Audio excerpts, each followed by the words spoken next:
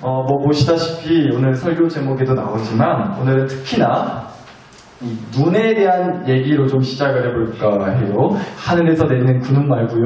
우리 얼굴에 있는 눈 말인데요. 오늘 이 눈에 대한 얘기를 좀 해볼까 합니다. 예전에 한번 말씀을 드렸었던 것 같은데, 그러고 보면, 가만 보면요. 우리나라 사람들은 참 재주가 많은 것 같아요. 그 많은 재주들 중에서도 특히나, 이런 재주들이 다 있어요. 뭐냐면, 하나 가지고도 이름을 아주 그냥 여러 개 짓는 그런 재주가 있는 것 같아요. 예를 들자면 색깔 가지고도 얘기를 할 수가 있겠는데, 노란색이다. 노란색 하나 가지고도 다양하게 이렇게 저렇게 다 말들을 하잖아요. 노랗다. 또 뭐라 그래요? 누렇다. 또 뭐 있어요? 누리끼리 하다. 또 뭐 있죠? 노른스름하다. 아무튼 노랗다라는 색깔 하나 가지고도 누렇다, 누리끼리 하다, 노르스름하다, 여러 가지 이름들을 이제 짓는 그런 대단한 재주들이 있잖아요. 근데 여러분, 색깔뿐만 아니라 이 얼굴에 달리는 눈 말이에요. 이 눈을 가지고도 우리가 참 이런저런 이름들을 짓는 재주가 있는 것 같아요. 이 눈을 가리켜 눈이라고 뿐만 아니라 또 뭐라고도 우리가 부르죠? 있는 거 있잖아요. 실눈. 우리 목사님은, 네, 맞습니다. 실눈. 네. 실눈도 있고요. 또, 뭐가 있나요? 또 여러분들 네? 역시, 눈깔 나올 줄 알았습니다. 감사합니다, 감사합니다. 맞아요. 우리가 이 눈을 가지고도 이 이쁜 눈을 얼마나 이쁘면 눈깔이라고까지 하겠어요. 눈깔이라고도 하고. 또 뭐가 있을까요? 제가 또 생각해보니까, 눈깔, 눈탱이, 또 눈알, 이런 게 좀 있는 것 같아요. 눈 하나 가지고도 이런저런 이름들을 붙이게 된다라는 겁니다. 근데 여러분, 우리 몸에 많은 것들이 있어요. 눈뿐만 아니라, 코도 있고, 입도 있고, 중요한 것들이 참 많은데, 다 중요하겠지만, 특히나 이 눈이라는 게 정말 무엇보다도 참 중요하겠다라는 생각을 좀 해보게 됐어요. 왜냐면 우리가 살면서 수많은 결정과 선택을 하게 되는데, 그 대다수의 선택과 결정을 하는 데 있어서 이 눈이라는 게 굉장히 큰 역할을 하기 때문이라는 거예요. 그쵸? 하다못해 이제 마트나 시장을 가셔서도 요즘 딸기 많이 나왔더라고요. 이 딸기를 살까, 옆에 있는 이 딸기를 살까 우리가 고민하게 되는데, 보통 이제 우리가 뭐를 가지고 결정을 해요? 내 눈에 보이는 가격을 보고 결정을 하기도 하죠. 또 눈에 보이는 대로 더 상태가 좋은 거, 더 상하지 않은 거, 더 맛있어 보이는 거, 더 실한 거, 그런 거에 손이 더 가게 되지 않냐는 거예요. 그러니까 어떤 결정과 선택을 할 때 눈이라는 게 굉장히 큰 역할을 한다는 거죠. 그래서 지난주일 예배 설교 때도 말씀을 드렸지만, 우리가 항상 그래요. 진짜 내 눈으로 직접 확인해야, 내 눈으로 본 것만 믿고 내 눈으로 직접 확인된 것만 내가 믿고 따르게 되지 않느냐라는 겁니다. 여튼 그만큼 참 이 눈이라는 게 정말 큰 역할을 하게 되는 것 같은데, 그래서 이 눈의 시력이라는 게 또 참 중요한 것 같아요.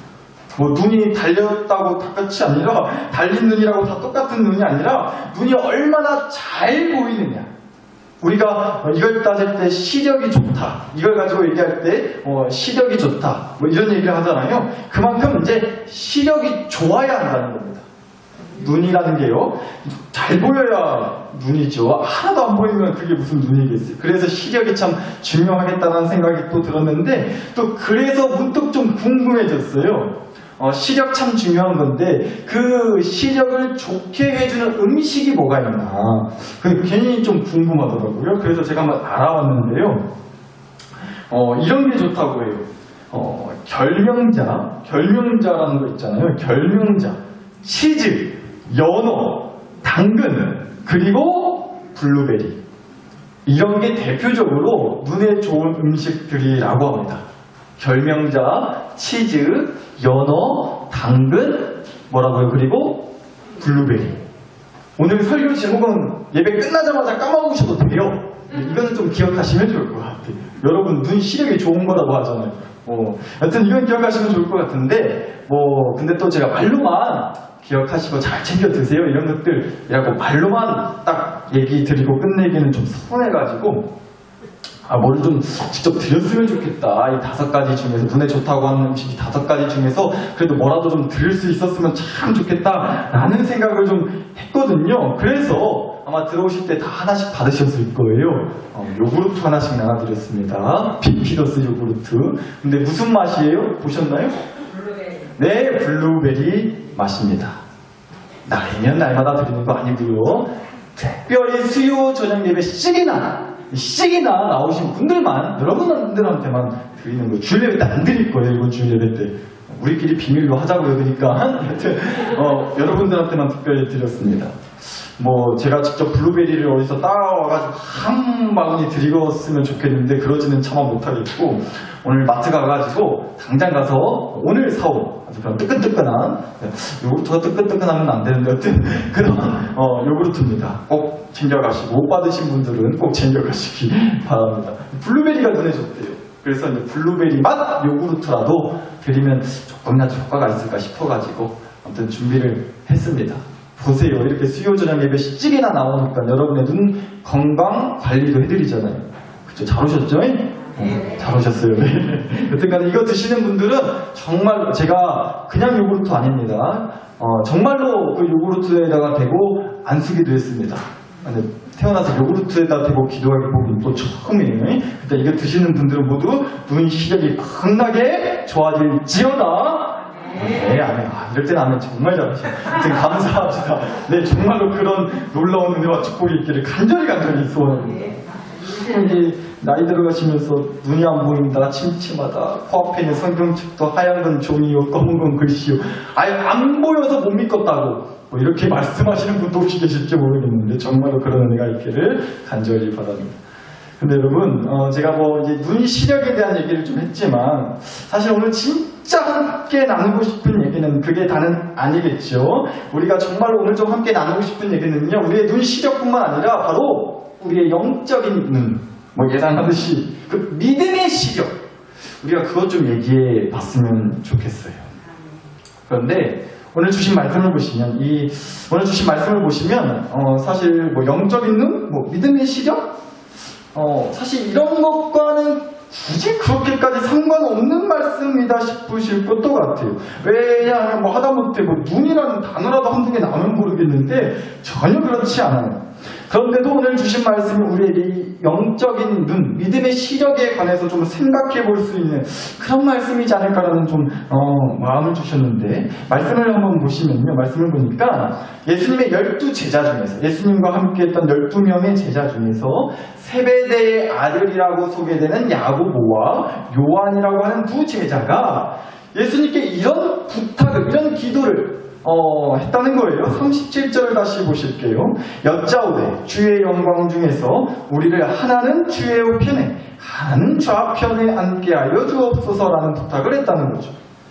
근데 여러분, 사실 이 부탁, 이 기도가요, 사실 대단한 어떤 영적으로 봤을 때 좀 우리가 본받을 만한, 좀 우리가 따라할 만한 그런 대단한 영적인 수준을 갖고서 하는 믿음의 고백 혹은 소원이라고 하기는 쪽가거시기예요. 왜냐하면 사실 이런 느낌이 강하기 때문에 그런데, 쉽게 말해서 이렇게 얘기를 한 거잖아요. 예수님 옆에서 한 자리 차지할 수 있게 해달라고, 예수님 옆에 한 자리 좀 우리한테 주시라고 얘기를 했다는 거예요. 아따 예수님, 저 절대 까먹지 마시고 좀 사람들이 봤을 때, 우리를 봤을 때 좀 폼 좀 나게, 어깨 좀 피고 다닐 수 있도록 사람들이 우리만 보면 절로 고개 숙이고 지켜 세워줄 만한 그런 높은 자리 하나 달라고 지금 얘기를 하고 있는 거예요. 그러니까 지금으로 치자면 예수님이라는 대통령 옆에 한 국무총리나 아니면 장관 정도 되는 그런 높은 자리 하나 챙겨주시라고 하는 마음에서 한 부탁이라는 거죠.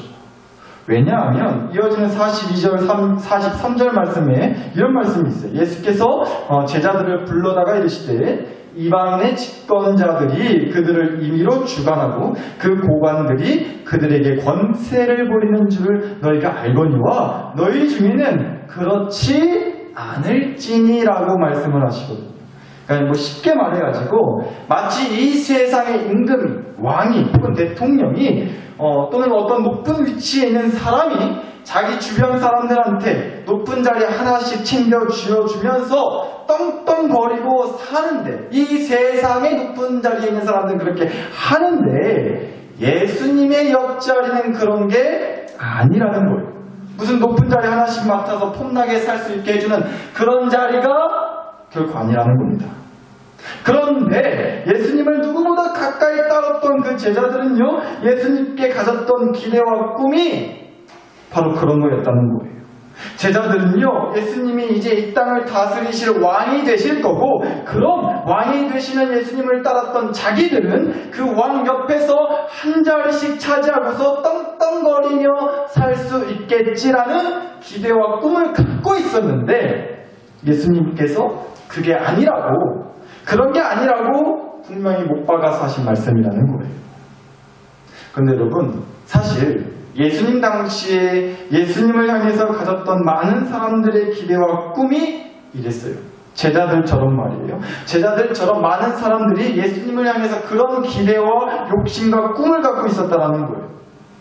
오늘 주신 마가복음 10장 말씀에서는요, 12 제자 중에 야고보와 요한이라고 하는 두 제자가 예수님께 우리 자리 하나씩 좀 챙겨주시라고, 높은 자리 하나씩 좀 앉혀주시라고 그렇게 이 두 제자가 직접 부탁했다고 나와 있는데, 똑같이요 마태복음 20장 말씀을 보시면 이 얘기랑 똑같은 얘기를 다루고 있어요. 그런데 다른 게 있는데요, 한번 보시죠. 마태복음 20장 20절 21절이에요. 그때에 세베대의 아들의 누가? 어머니가 그 아들들을 데리고 예수께 와서 절하며 무엇을 구하니 예수께서 이르시되 무엇을 원하느냐? 엄마가 말하기를 나의 이 두 아들을 주의 나라에서 하나는 주의 우편 하나는 주의 좌편에 앉게 명하소서라고 부탁을 했다고 말해줘요. 여기서 이 마태복음 말씀에서는요, 그 두 제자 세베대의 아들 야고보와 요한이 아니라 그 두 제자의 어머니가 예수님께 부탁을 했다고 되어 있어요. 이런 차이가 있다는 거죠. 근데 뭐 이런 차이가 있고 어떤 게 그럼 맞는 거냐라는 것도 중요하겠지만, 그보다도 중요하게 우리가 좀 생각해 볼 수 있는 건요, 바로 이거예요. 뭐 사실 모든 세상의 어머니들이 자기 자식 정말 출세하고 성공하고 잘 되는 거 바라는 거야. 어느 부모나 다 똑같은 마음이지 않겠어요?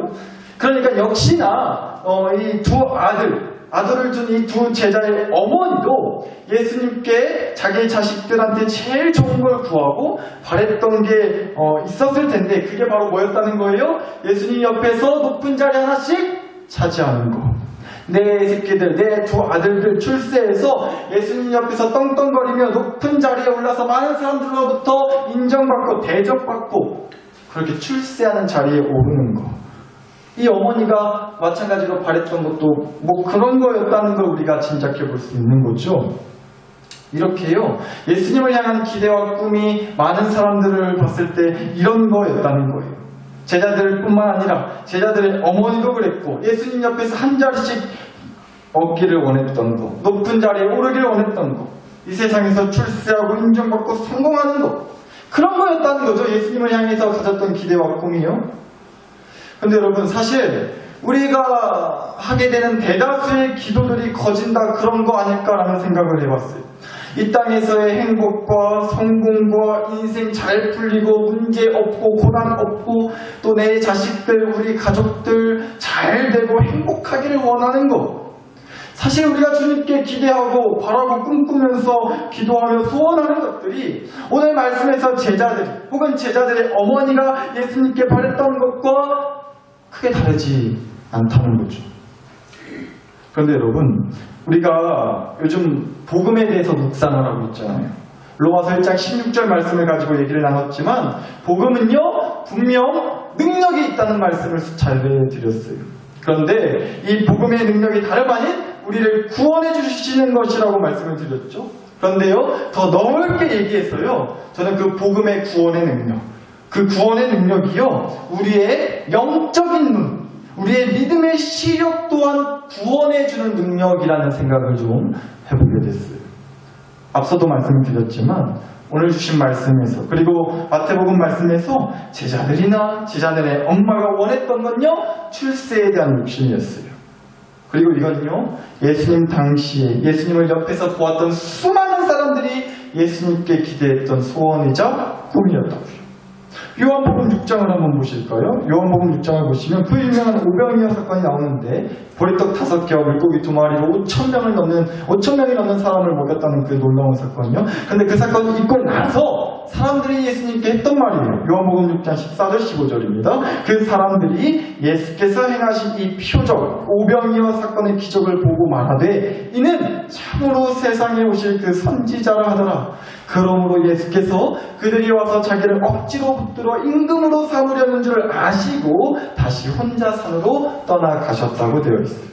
그러니까 당시 이스라엘 백성들은요 로마 제국의 지배를 받고 있었다고 말씀을 많이 드렸잖아요. 그래서 오랫동안 간절히 바래왔었던 거예요. 자기네들 역시 그 오래전 출애굽 자기들 역사에 있어서 그 오래전에 있었던 그 출애굽의 은혜가 다시 일어나기를 간절히 바랬다.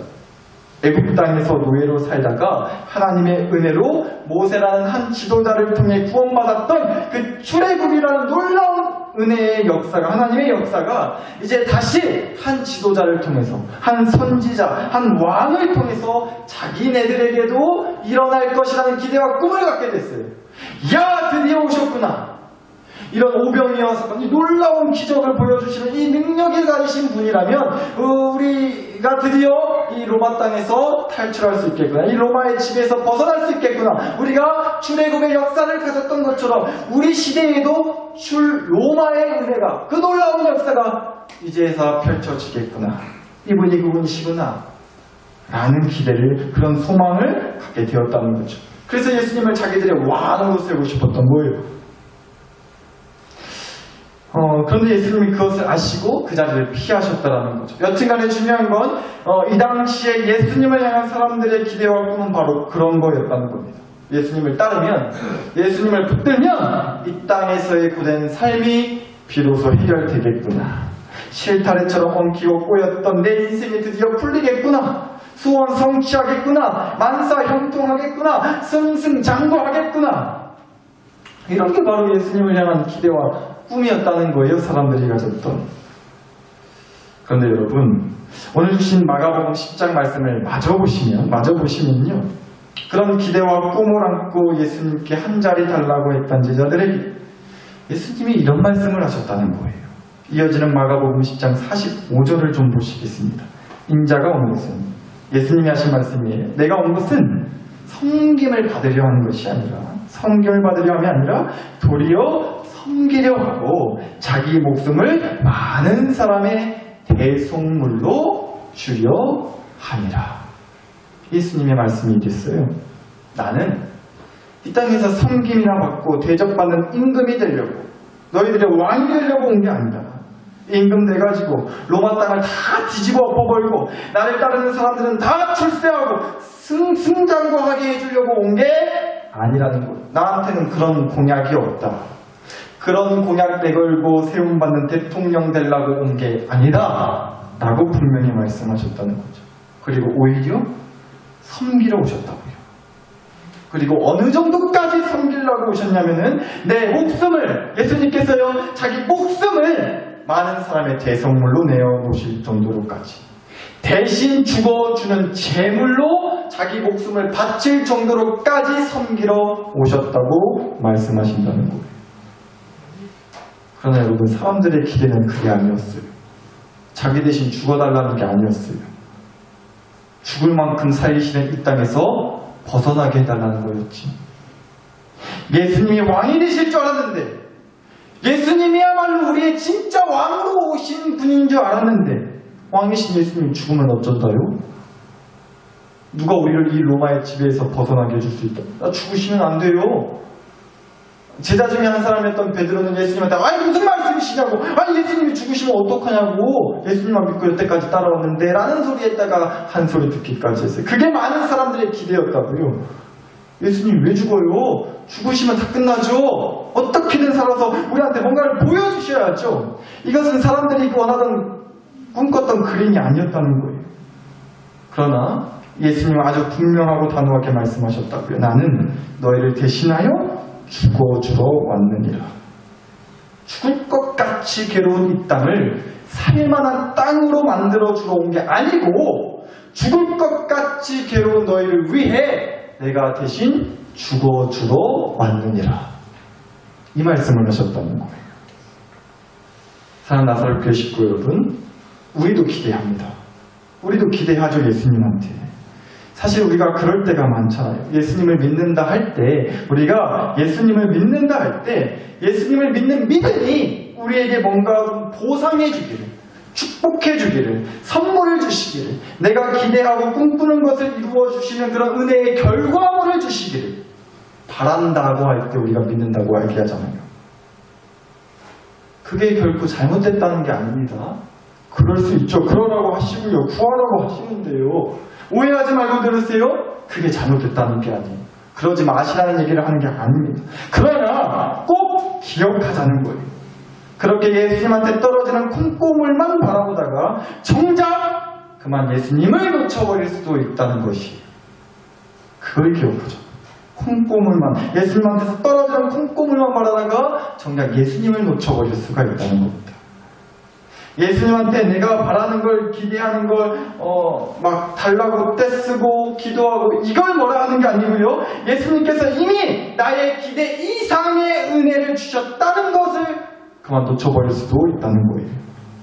나를 위해 대신 죽어주신 주님의 그 사랑, 나를 위해 기꺼이 섬겨주시겠다는 은혜의 주님을, 이 주님이 계시다는 사실을, 진짜 우리 눈이 뒤집어지는 축복의 역사는 바로 그 주님이 나와 함께 하신다는 것을 우리가 놓쳐버릴 수도 있다고요. 사랑하는 나사렛 교회 식구 여러분, 복음은요, 능력이 있습니다. 복음은 구원의 능력이 있는 줄 믿습니다. 그런데 그 구원이라는 건요, 이런 구원도 말해주는 거라고요. 우리의 영적인 눈, 믿음의 시력을 구원해주는 능력이 된다는 겁니다. 그렇게 복음은요, 우리의 눈을 바꿔준다는 거예요. 우리의 눈을 바꿔줘요. 믿는다고, 예수님을 믿는다고 해서 내 상황이, 내 환경이, 내 모습이 바뀌죠. 그러나 바뀌지 않을 수도 있어요. 그러나 복음을 믿으면 우리의 눈은 확실히 바뀌어지게 된다는 겁니다. 또 바뀌어져야만 해요. 복음에는 그런 능력이 있기 때문에. 어떻게 바뀔까요, 그럼? 이렇게 바뀌는 거죠. 우리의 시선을 주님께 향하도록 바꿔주는 거예요. 우리가 주님을 더 잘 볼 수 있도록 우리가 시력이 좋은 눈으로 바꿔주신다는 거예요. 여태까지는 내 앞에 닥친 문제만 보였는데 이제는요, 문제 너머에 계시는 주님까지 볼 수 있는 시야까지 갖춘 눈으로 바꿔주신다는 거예요. 이렇게 우리 눈의 시선을, 우리 눈의 시력을, 우리 눈의 시야를 바꿔주신다는 겁니다. 그게 복음의 능력인 줄 믿습니다. 이제 말씀을 마치면서요, 오늘은 특별히 찬양 한 곡을 여러분과 좀 나누고 싶은데, 제가 막 설교를 준비하다가 찬송을 항상 들으면서 제 설교를 제가 보통 준비를 하고 나는데, 우연히 듣게 된, 처음 들어봤어요, 이런 찬양. 그런데 우연히 듣게 된 이 찬양이요, 누가 썼는지 모르겠는데 마치 제 설교를 듣고 나서 이 찬양을 만든 것 같다라는 생각이 들 정도로 오늘 설교랑 너무 딱 맞게 떨어지는 그런 찬양이 있더라고요. 찬양 제목부터가 믿음의 눈, 믿음의 눈이라는 제목의 찬양이 있더라고요. 이 찬양의 한 1절 정도만 우리가 잠깐 좀 함께 좀 나누고 설교를 좀 마쳤으면 좋겠습니다. 앞에 제가 가사도 같이 나오도록 띄워놓을 테니까요. 한번 가사에 집중해서 이 찬양을 좀 함께 나눴으면 좋겠습니다. 잠시만요.